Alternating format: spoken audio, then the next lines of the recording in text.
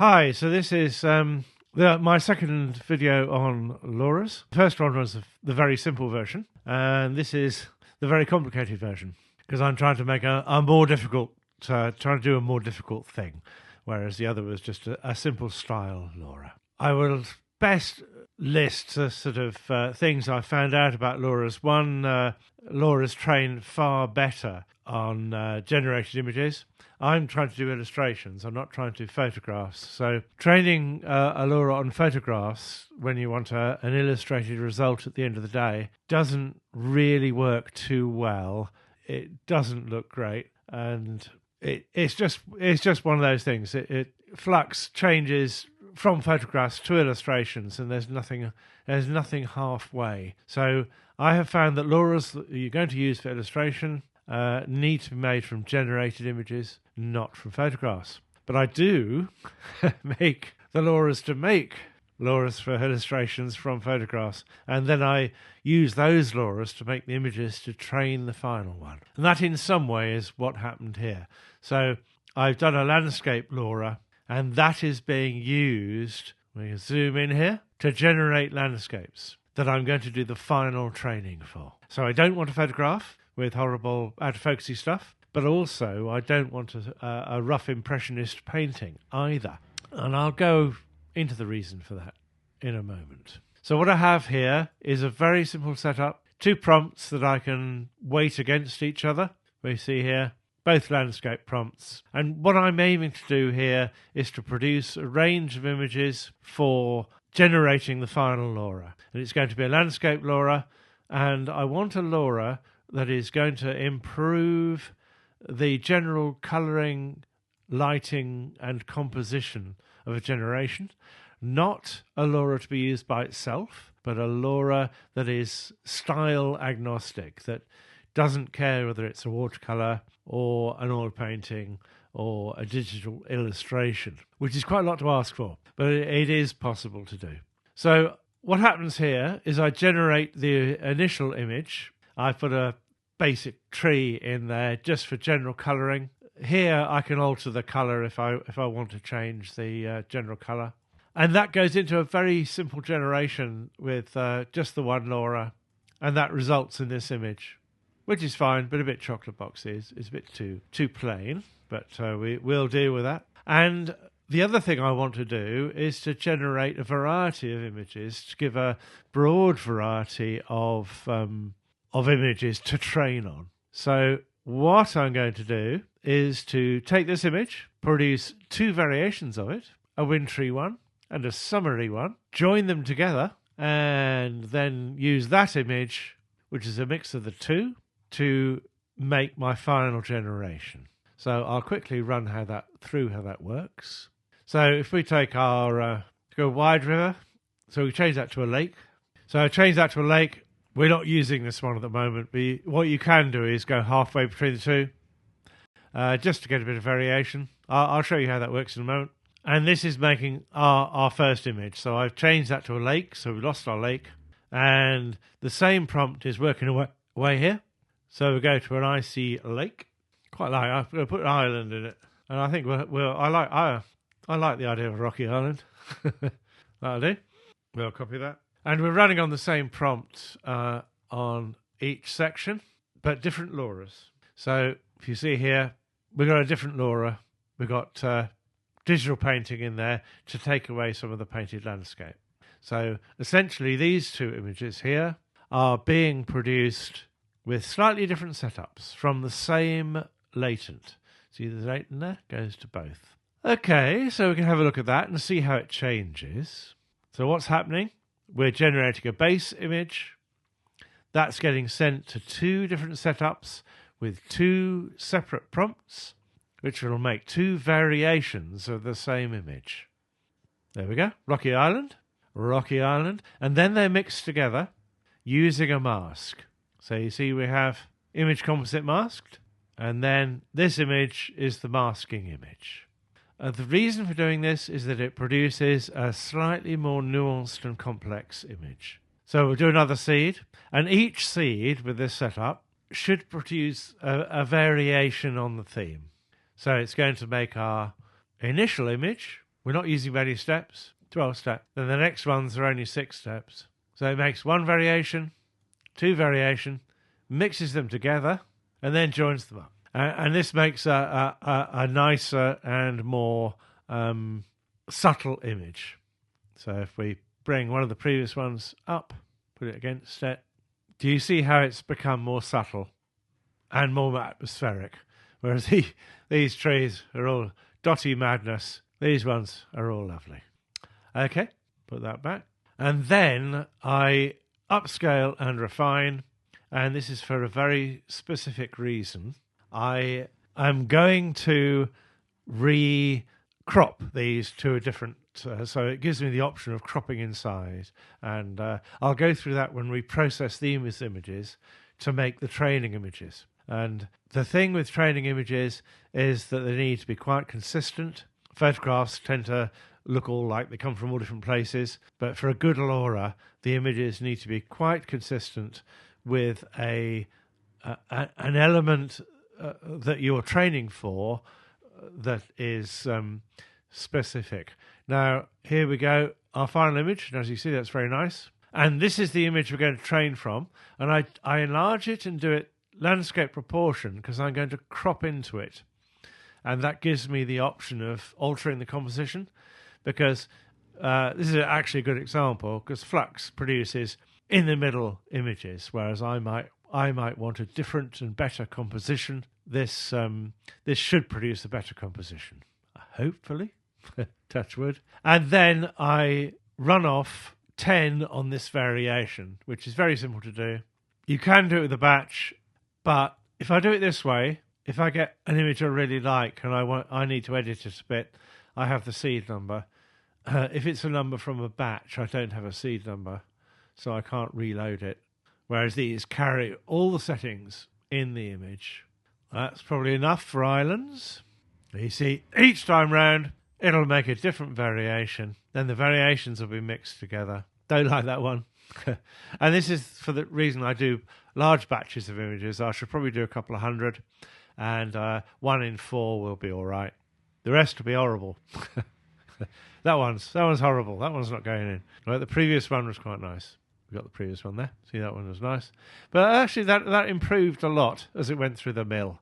There you go. And again, so we have no photographic stuff. We have no focus effects. But we have no impressionist-y brushstrokes either. So it's like a sort of very smoothed off Victorian image. And the reason for this is that I'm training to add quality to an image. So using the Lora to add quality to the image rather than the actual content. So this Lora should probably do the same for a garden or even a greenhouse or some conservatory or something, because see, that's a nice one. I like that. So it will be style agnostic. You can be able to use the Lora to make a watercolor or an oil painting or a digital illustration. So this style is made to be not really noticed by Flux. I know it sounds a little mad, but this is the way it works. And this goes to a save image, mix up 3, and I'll end up with a couple of hundred images in there that will make the final training data. Okay, so I think that covers this. I might have to edit a few bits of sound in if I find I haven't been completely clear. But I'll stop that, and the next thing we'll do is look at how you prepare the images to be trained. So here's all of our pictures. Landscapes, landscapes, landscapes. And what I do simply is to go through them, selecting the ones I like. That's too symmetrical. That one's nice. Too symmetrical. That one's nice. That one's nice. That one's nice. Not sure about that one. That one's interesting. And I'm just looking for ones that are a little bit different. So it's quite a simple process. Ones like this, you see, this is very symmetrical. But because I didn't, I did it in landscape, not square, etc., I can crop that into something more interesting. And I just exclude the ones, there's another canyon there, the same as all these. I don't need a lot of them, so I'll just have a couple and the nicest of them. And that is nothing there. That one's quite interesting. Probably enough canyons. I might have that one. No, I don't like that one. That one looks better. That's nice. That's quite nice. And at first, I'm being very picky, but these are all pretty good. I didn't watch them come through, so this is the first time I've seen them. I usually have to go back and generate some more because I don't have enough, but I think I've probably got enough here. Don't like those. That's quite nice. That's quite nice. Don't like that. I'm just looking for ones that just take my eye, really. It's more a matter of excluding the ones that are too boring.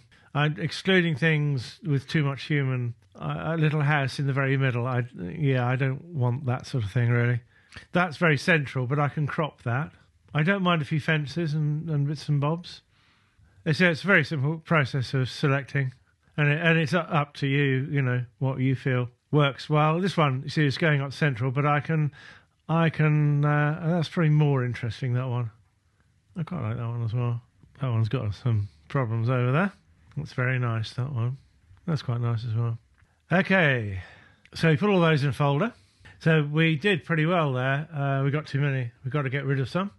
So I do the same process again, but I do it with smaller thumbnails this time. And I've got 73, so how many got across here?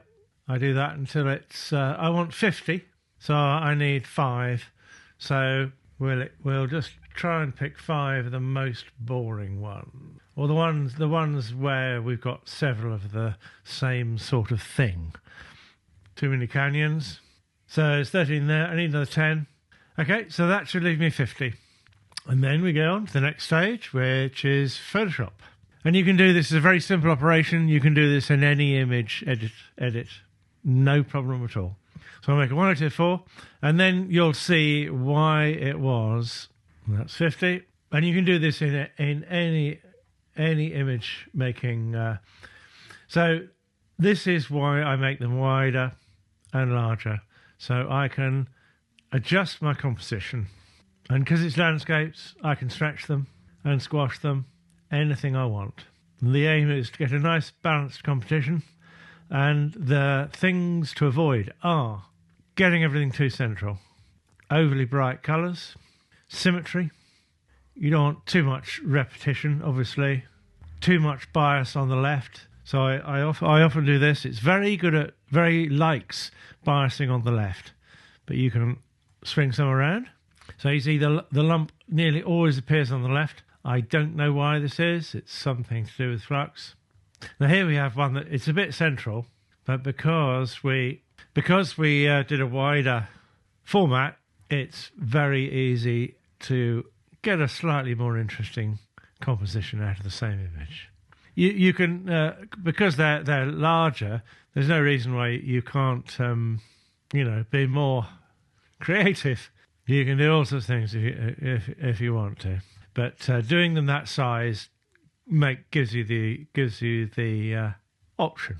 This is a bit boring, so we're going to edit this bit out while I finish them off. Right, there we go. They're all done.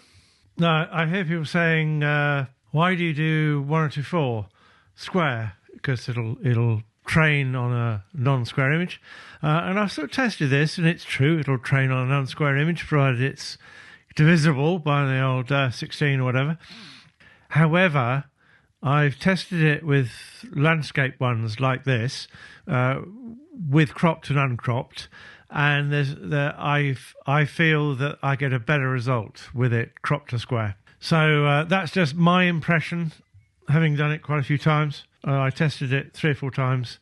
Whether I was just unlucky, I don't know. Anyway, so I feel I get a better result cropping to a 1024 square. But feel free to ignore that advice, as it's only I've only come to that conclusion after 3 or 4 goes, where I did Loras with both square and a mix as well. And I got the impression that I got a better result with the square ones. But that might have just, as I say, with AI, you just don't know. It could just be chance. But so feel free to ignore the 1024 if you so wish. So there we go. And then I merely export these to a file. And next time, next section will be in Fluxgym, and we'll set it off to train. Okay. So here we are in Fluxgym. I use Fluxgym and I use it via Pinocchio, which is very easy. One-click install. I can't be bothered with all the complicated configuring, so I use Pinocchio, and it's very easy. So this is the interface for Fluxgym, which is very simple. So first of all, you drag in your 50 images. There we go. We name Lora. This is feedback 7, and I'm not using a trigger word. I'm using the equivalent of a trigger word, but you'll see.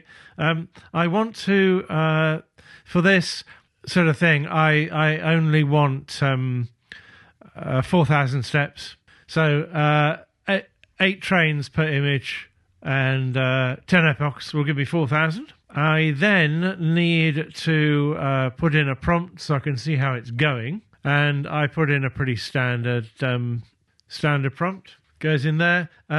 For each, you have to have 3, and for each one, you just do a carriage return. Then I'll adapt these a little bit. First one's okay. That one's all right as well. That's fine. I'm going to be using it with building things. So in Magic, that one's fine as well. Okay, so I want to sample every 500 steps, and my image size is 1024, and that all looks lovely. Now, I use a single word in here for this sort of Lora. This is a Lora for detail and style. So I don't want content. So I don't want to list trees and rivers and lakes and all the rest of the stuff that's there. I just want a single word that I can use if the Lora is reluctant to appear. And it should be a word that's should be a nonsense word. And then I just paste that into everyone here. There we go. And then here's the good bit. So we have a seed. You can just leave as it is if you want. Now, here's the first important one. This is the learning rate. For more detail, I do a slower learning rate and a higher network dim here. Network dim. So for this, I'm going to do, I start at 5. 5e4, so that's 5 exponential 4, which is fine. I leave that. I don't want millions of epochs. I only ever use the final one.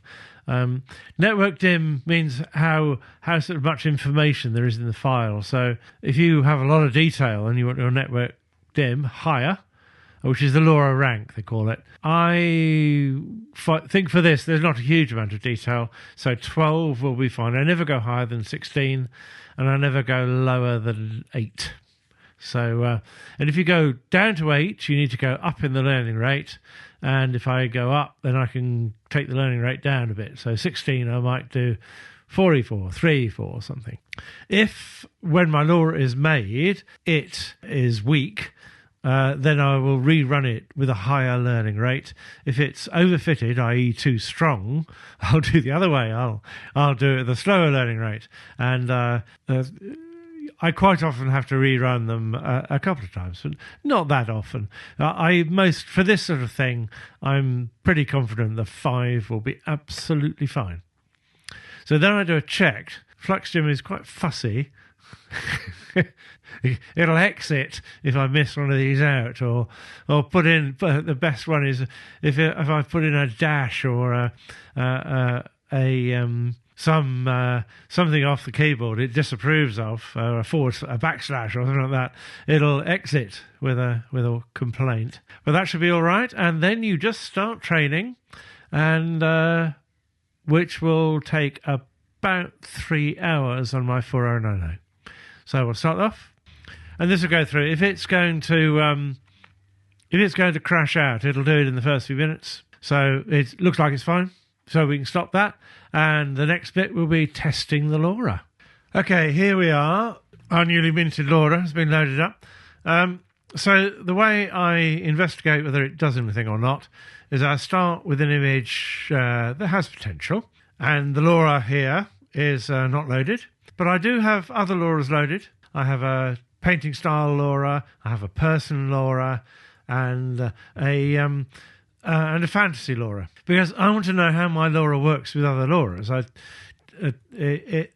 The Lora we're making here is to do with making landscapes, but I want it to make landscapes in pictures of other things, not necessarily just landscapes. So I'm testing it in the way in which I intend to use it.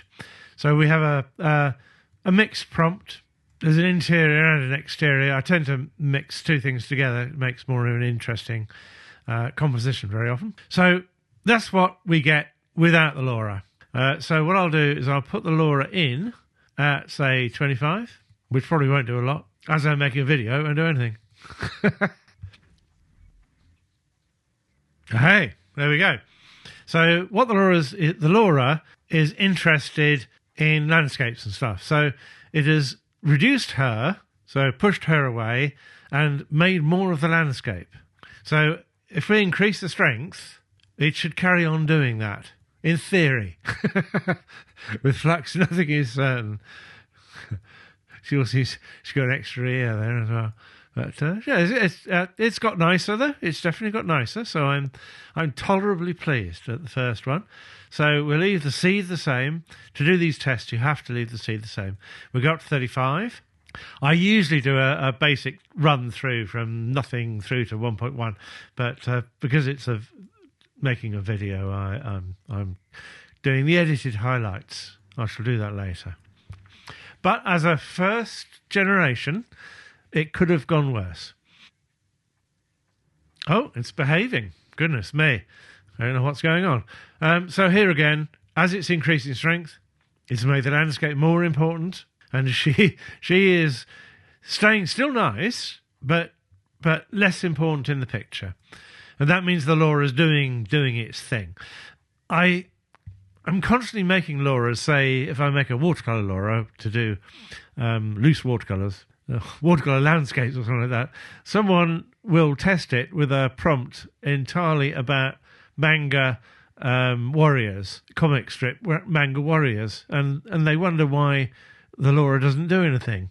That's because Loras only activate when their area of interest is in the picture. And here it does have an area of interest because one of the prompts contains a landscape description. We'll go over here. You see? Distant view of a castle, far in the end, valley, winter, moonlight, etc. So it's got some landscapey stuff. If it doesn't have any landscapey stuff in it, then the Lora just won't trigger at all. I have had people do that and then say, your Lora doesn't work. Well, in that particular circumstance, of course it won't. Okay, we'll go one step further, to 45. And I want to know now, is it going to cause anatomical problems? And that is the reason I test with a subject like this, because it's very easy to train a Lora and then discover it mangles hands or anatomy. I'm not quite sure what. I think generally it's if it has some poor. And that's got the figure's actually improved there. That's good. I can't. It's not the Lora improving the figure, don't worry. It's sheer luck and Flux. That is very nice. I like that. So the landscape is much more important in the picture than our initial image. And I would carry on testing if we went up to 65 or something. The process should continue. The landscape will get more important. As I say, with Flux, it's not guaranteed. It might. There's a point at which it might flip to a completely different image. But generally, it looks like the Lora's doing what it's meant to be doing. So it didn't change very much. But that's fine. It hasn't mangled the figure. So I go at 75. And that's... I'm very pleased with that. It's now done a nice landscape down here. The figure has not been... the hands are still okay. And the general figure is still fine. That's all good. So what I'll do is I'll test that on the refine now. Some Loras don't work well on a second application for the refine. So this is going up in size. This image was a first test with an image to image, which looks pretty good. And I will mostly be using image to image. I don't do much text to image really. So I tend to always have a guide image in there somewhere. And there we go. It's still fine, really. Landscape is good. Style is good. Very nice. Okay, so now we'll add one of our original prompts. So if you go to Fluxgym, if you go to outputs, there are your sample prompts. So I quite like the one with the island. Yeah, that one might do. So we'll have that, and we'll put it in place of one of our sorceresses. This will make the landscape even more important. And I want an island and a lake. So I've taken out one of the people imp, and I will go back down to 55. We'll leave the... I often leave the seed alone because what I want to see is what changes when I use the Lora in different ways. So I'd expect even less sorceress here, and maybe an island and a lake if we're very lucky. Oh, our sorceress has come up right in front of us. That was unexpected. I knew something wouldn't go smoothly. So what we'll do, we'll reduce the sorceress. So we've got more island and less sorceress. No, my luck, she'll vanish entirely now. There we are. No sorceress at all, but a very nice island and a lake. So what I can do is we can go up to 45 here, and at some point the lady will appear. So that's how I mix the two prompts. So I've got a landscape prompt and a figure in landscape prompt. And there she is, very small sorceress in tights. In tights. It had to happen when I was recording a video, didn't it? Okay, so we'll have another seed. There we go, that's quite nice. There. And there's our sorceress, but we've got a nice landscape behind her. And this is the way I'll test, so I sort of tend to then find out what it's good for by testing it. And it's operating pretty much as I expected, so we're getting refined landscapes mostly, and it's getting a bit edgy as to whether it'll give us a sorceress or not. At the moment, it's bouncing between the two prompts, whereas I want a mix between the two prompts, really. And that's quite nice. I prompted for an ancient sorceress, and that's as bad as ancient as Flux can manage. Maybe if I put wrinkles in. Flux is so fond of doing babes, I don't know. Because this is the training has made it for a very distorted model. There we go. That's better. And again, the landscape has come out quite important. She's become more important now because I increased the description of her, so I could probably back off on that. And there we go. Pretty good. And she's been debabified. I like that. And that's quite a good seed, so I quite like that seed. And we're running at 65 on the Lora. If we go up on the Lora to 75, we should see our sorceress go back into the picture a bit. But generally, you were pretty good. We've still got good anatomy, and our Lora is affecting the landscapey stuff. So what we can do finally, we'll try it with just the landscape. There we go. What you can do, slightly outside the scope of this video, but we'll show anyway. You can take this description here and drop it in here. So we've got an island in both, and now when we take this up to 0.5, move it in. But it's doing a nice style of fantasy landscape. I'm quite pleased with that generally. Well, there we go. That was a surprise. Sex change. But again, anatomy is good. So there's no sorceress, and but we do have the island still. So if we go up to maybe 50 here, then there we go. We got our sorceress, and it's not an island exactly, but we got our lake and a nice landscape. And each Lora is doing its thing, as it were. So the Lora up here is doing the style. Poor old J.K. Rowling. I'm trying to use her as a debabyfier, but not altogether successfully. This Lora here does just fantasy style. So if I take that out, you can see what happens. And it's a Lora made the same way. So it's not, again, another Lora that isn't designed to be used by itself. It's designed to augment other Loras. There we go. So you can see that's quite a change on that Lora. This has all gone a bit more realistic. So, you know, she's just any old lady. Whereas if we put this Lora back, because there's a lot of figures in this Lora, in the fantasy Lora, it'll tend to improve anatomy. So you see the character has a lot more presence. And I think that's about it. I might use this Lora to generate some better images so I can have an even more higher quality data set, more varied perhaps. I probably might make more variety in more seasons. So if we say winter everywhere, and quickly see what that does. There are quite a few wintry scenes in the Lora. So hopefully we should get quite a change there if the Lora's kicking in. Not terribly wintry, eh? I'm going to make the lake frozen. So I'm just adding... Okay. So all I do is add references to winter. There we go. It's got a little bit more wintry. Not very much, though. So this is telling me that I might need to put some more snowscapes into my Lora.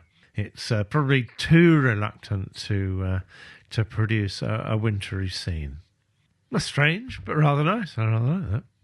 But I'm totally pleased with that. It's producing some very nice images.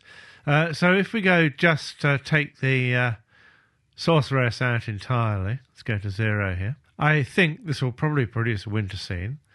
So what I'll do is use this Lora now to produce some nice snowscapes and stuff, and maybe some wet days to go into my data set. And here we go, it's much more wintry, but still not as wintry as I would like. So I will produce images using this Lora, and then I'll substitute the wintry images for some of the other training images, and then the Lora will be more balanced. I might do this several times before I get to the final result, so I'm pleased with. Okay, I think that's it. I've gone on long enough, but I hope that gives you some idea. With making Loras, and with Flux particularly, it's very hard to have hard and fast rules. People are making videos with hard and fast rules, but you are still essentially, in a large degree, just pulling the handle on the one-armed bandit, and you only have a few buttons to press along the bottom there to affect the outcome and push it in the direction you want. But this is one of the ways you can do it, because Flux trains so well. Okay, thanks for your attention. That's the lot.